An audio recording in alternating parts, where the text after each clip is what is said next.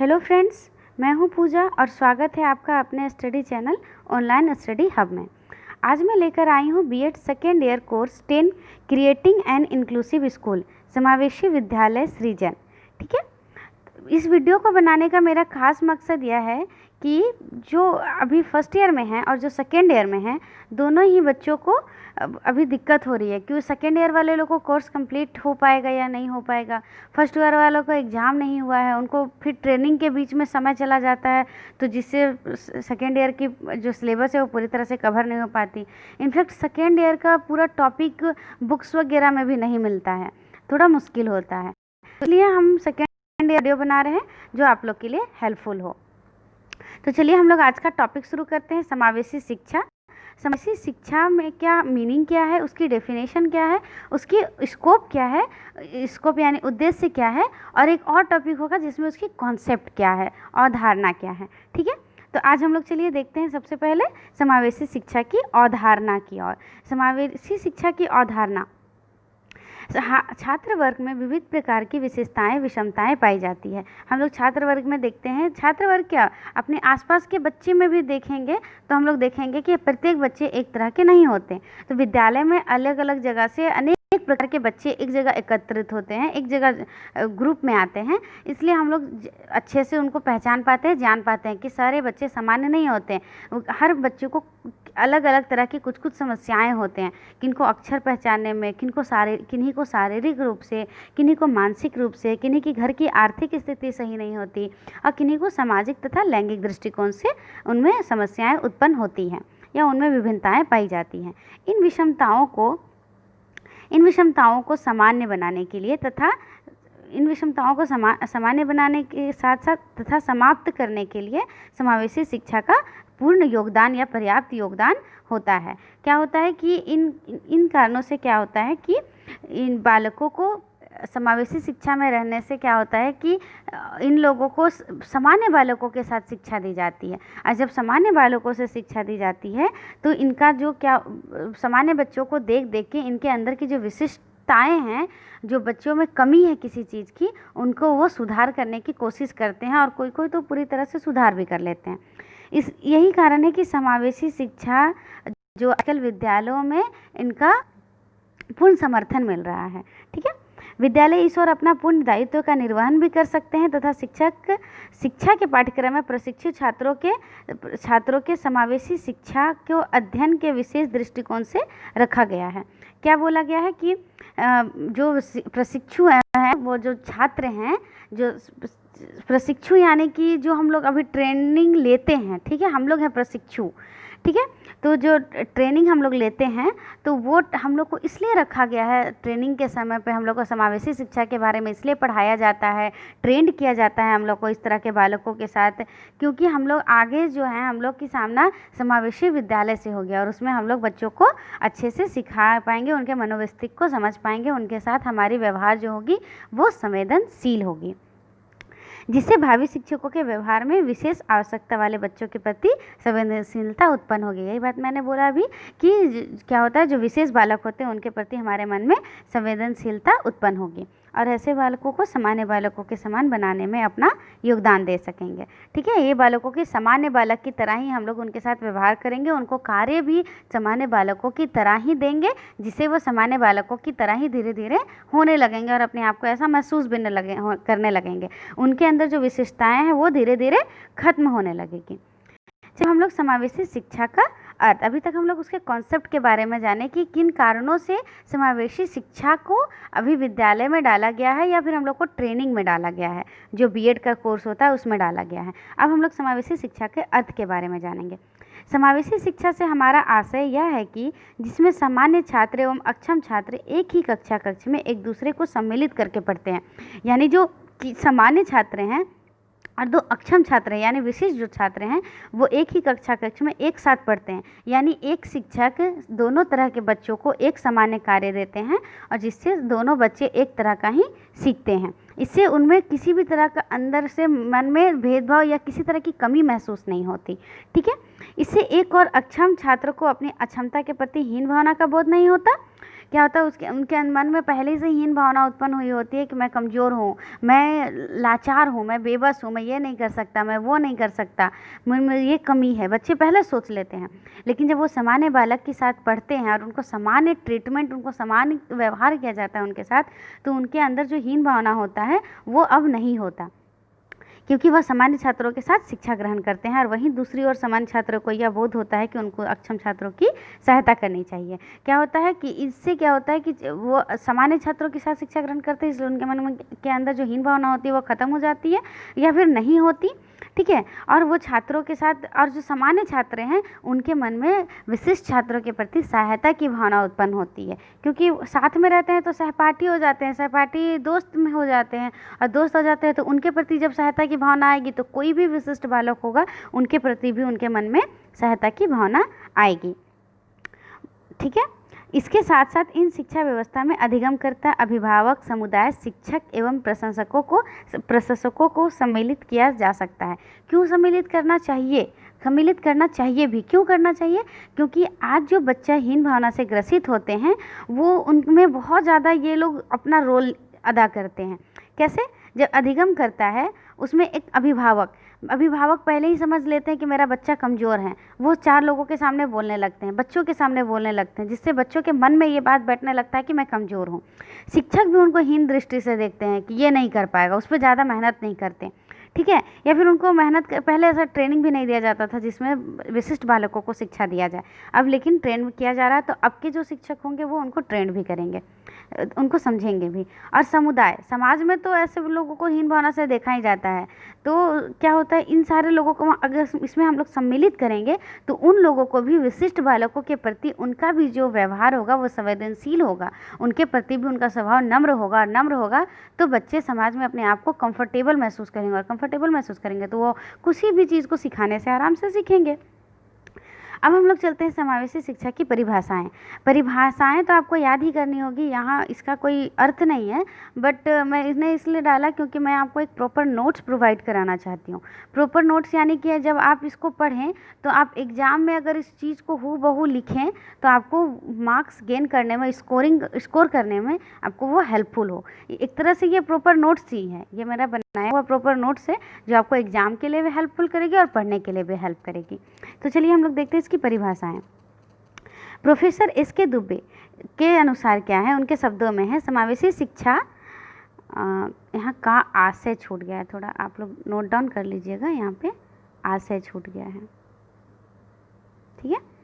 समावेशी शिक्षा का आशय उस शिक्षा व्यवस्था से है जिसमें सामान्य एवं असक्षम छात्रों को एक साथ शिक्षण प्रदान करते हुए उच्च अधिगम स्तर से संबंधित क्रियाओं को सम्मिलित किया जाता है। यहाँ कहने का अर्थ है कि जब सामान्य बालक को थोड़ा टफ वर्क दिया जाता है या उनको जिस तरह का भी वर्क दिया जाता है उसमें असक्षम जो बालक होते हैं, अक्षम बालक जो होते हैं, जो विशिष्ट बालक होते हैं, उनको भी सामान्य क्रियाएं दी जाती हैं, और जो दोनों सेम क्रियाएं करते हैं तो वो अपने आप को किसी भी तरह से कम नहीं आंकते, क्योंकि अगर दोनों को क्रियाकलाप को बांट दिया जाए तो उनको ये समझ में आ जाएगा कि मैं इस तरह से अक्षम हूँ, मैं विशिष्ट हूँ, इसलिए मुझे इस तरह से काम दिया गया, तो फिर उनमें थोड़ा हीन भावना आने लगेगी। तो इन चीज़ों से बचने के लिए क्या होता है कि हम लोग को सारे बच्चों को एक सामान्य कार्य देने चाहिए, ठीक है। तथा समुदाय, अभिभावक, शिक्षक एवं प्रशासन का सक्रिय सहयोग भी प्राप्त, इससे पहले भी हम लोग पढ़े कि जिसमें समुदाय, अभिभावक, शिक्षक एवं प्रशासन का सक्रिय सहयोग प्राप्त किया जाता है। अगर ऐसे किया जाएगा तो सब लोग इनको हेल्प करेंगे, सब लोग इनके मनोमस्तिष्क को समझेंगे। इसके बाद है श्रीमती राजकुमारी शर्मा। श्री राजकुमारी शर्मा के शब्दों में है कि समावेशी शिक्षा का अभिप्राय ऐसे छात्रों की शिक्षा से है जो सामान्य बालकों से भिन्न है। समावेशी शिक्षा ऐसे बालकों के लिए है जो सामान्य बालकों से थोड़ा भिन्न है, यानी जो थोड़ा विशिष्ट है, किसी भी थोड़ा सा या कोई बहुत ज़्यादा तरीके से विशिष्ट होते हैं, तो दोनों तरह के बालकों को यह शिक्षा दिया जाए। और यह शिक्षा उन्हें समझ कर तथा उनके अनुकूल वातावरण प्रदान करके सर्वांगीण विकास की ओर प्रेरित करती है। क्या? उनके अनुकूल वातावरण, कि जिस तरह का चीज़ वो आसानी से समझ सके उस तरह का प्रारूप तैयार करके और उसके अनुरूप वातावरण तैयार करके उनको सर्वांगीण विकास की ओर प्रेरित किया जाए, ठीक है। 2 डेफिनेशन है यहाँ पे। वैसे किसी क्वेश्चन का आंसर के लिए कम से कम हमें 3 डेफिनेशन लिखना ही चाहिए। समावेशी शिक्षा का उद्देश्य, अभी हम लोग अवधारणा पढ़ें, उसका अर्थ पढ़ें। अब समावेशी शिक्षा को अगर शिक्षा के प्रारूप में लाया गया है तो ऑब्वियस सी बात है कि इसका कुछ ना कुछ उद्देश्य होगा और कुछ खास उद्देश्य होगा। अब हम लोग उनके उद्देश्यों के बारे में पढ़ते हैं। ऐसे प्रश्न पूछा जाता है, एक ही प्रश्न में तीनों भी पूछे जाते हैं। तो अगर आप लोग इसका पीडीएफ चाहते हैं तो आप लोग कमेंट बॉक्स में कमेंट करें, मैं आपको इसका पीडीएफ भी प्रोवाइड करा दूँगी, जो आपके एग्जाम के लिए बहुत हेल्पफुल होगी। अभी हम लोग समावेशी शिक्षा के उद्देश्य के बारे में पढ़ते हैं। समावेशी शिक्षा के क्या उद्देश्य हैं? समावेशी शिक्षा का प्रमुख उद्देश्य अक्षमता से युक्त बालकों के लिए शैक्षिक वातावरण प्रदान करना है। जो अक्षम बालक हैं उनको शैक्षिक वातावरण प्रदान करना है कि क्योंकि बहुत सारे बालक स्कूल जाते हैं, कुछ दिन उसके बाद ड्रॉप आउट कर जाते हैं, या बहुत सारे जो विशिष्ट बालक होते हैं वो स्कूल जाते ही नहीं हैं, घर में ही रहते हैं। तो वैसे बालकों को एक शैक्षिक वातावरण मिले। क्योंकि अगर उनके सहपाठी अच्छे होंगे, उनके अभिभावक अच्छे होंगे, उनके अभिभावक को इन विशिष्ट को सामान्य करने में अगर उनकी जो भावना होती है वो होगी, या फिर टीचर का व्यवहार बच्चों के प्रति थोड़ा फैमिलियर होगा, मित्रतापूर्ण होगा, तो बच्चे अपने आप को अच्छा वातावरण में महसूस करेंगे और विद्यालय में जाने में हिचकिचाएंगे नहीं। इसलिए यहाँ पे उनका उद्देश्य है कि शैक्षिक वातावरण प्रदान करना, ताकि बच्चा खुद इन्वॉल्व हो पढ़ने में, जिससे कि प्रत्येक छात्र शिक्षण अधिगम प्रक्रिया में सक्रिय रूप से भाग ले सके तथा अधिगम स्तर को उच्च बना सके, अपना अधिगम स्तर को उच्च बना सके और शिक्षण अधिगम स्तर में सक्रिय रूप से भाग लेकर। ठीक है, नेक्स्ट है समावेशी का उद्देश्य बालकों में निहित विभिन्न प्रकार के प्रतिभाओं का विकास करना है। बालक में अंतर में जो निहित होता है, अंदर निहित होता है, जो उन लोग को बचपन से मिलता है। क्योंकि अगर कोई भी बालक किसी एक रूप से विशिष्ट होते हैं तो उनमें कुछ खास गुण भी होता है, जिसको पहचान के और उस चीज़ का उनको प्रयोग करना है, उसको उनका पहचान के उनको उनका मार्गदर्शन करना है कि आप इस रूप में विशिष्ट हो। और जैसे हम लोग बहुत सारे मूवी भी देखते हैं कि जैसे तारे ज़मीं में मूवी में देखे थे कि वो बच्चा कुछ किसी एक रूप से विशिष्ट था, लेकिन उसमें कुछ खास गुण भी थे। समावेशी शिक्षा का उद्देश्य बालकों में निहित विभिन्न प्रकार के प्रतिभाओं का विकास करना है, क्योंकि अनेक अक्षम बालकों में विभिन्न प्रकार की प्रतिभाओं का समावेश पाया जाता है। ठीक है, अभी तुरंत ये समझाएं। इन प्रतिभाओं के विकास हेतु समावेशी शिक्षा में उचित मार्गदर्शन प्रदान किया जाता है। समावेशी शिक्षा में क्या होता है, उनके गुण को पहचान कर और उन्हें उसी गुण को और आगे उनका विकास करने में मदद किया जाता है। समावेशी शिक्षा का प्रमुख उद्देश्य सीखने की प्रक्रिया में उत्पन्न होने वाली प्रमुख बाधाओं का निराकरण करना है। जब कोई भी बालक या छात्र सीखने का कोशिश करता है और उस बीच में जो समस्याएं आती है उस सब का निराकरण करना है, ताकि उसका कुछ समाधान निकले और नया समाधान से उनको सीखने में आसानी हो। ठीक है, ईजी हो थोड़ा, इसलिए इस सब का प्रयोग किया जाता है। समावेशी शिक्षा में क्या होता है, ये बाधाएं पाठ्यक्रम हो सकती है। पाठ्यक्रम यानी बच्चों के अनुरूप हो, जैसे विशिष्ट बालक सामान्य बालक के अनुरूप हो, शिक्षक उनके अनुरूप हो, शिक्षक का व्यवहार संवेदनशील हो, हीन व्यवहार ना हो, शिक्षण विधि हमारा टीचिंग मेथड अच्छा हो, जिसमें बच्चा आसानी से हम लोग को समझ सके। समुदाय मतलब आसपास के लोग, समुदाय से संबंधित हो सकती है। अगर इस तरह की किसी भी परेशानी हो तो उसका निराकरण करना है। समावेशी शिक्षा में इस समस्याओं का समाधान अनिवार्य रूप से किया जाता है। ठीक है, अब हम लोग नेक्स्ट टॉपिक में देखेंगे। समावेशी शिक्षा का प्रमुख उद्देश्य पाठ्यक्रम में सुधार करना है। अगर पाठ्यक्रम पहले से जो पाठ्यक्रम चला आ रहा है उसमें सुधार करना होगा, तभी तो समावेशी शिक्षा में दोनों तरह के विशिष्ट और सामान्य दोनों बालक आसानी से शिक्षा ग्रहण कर सकेंगे।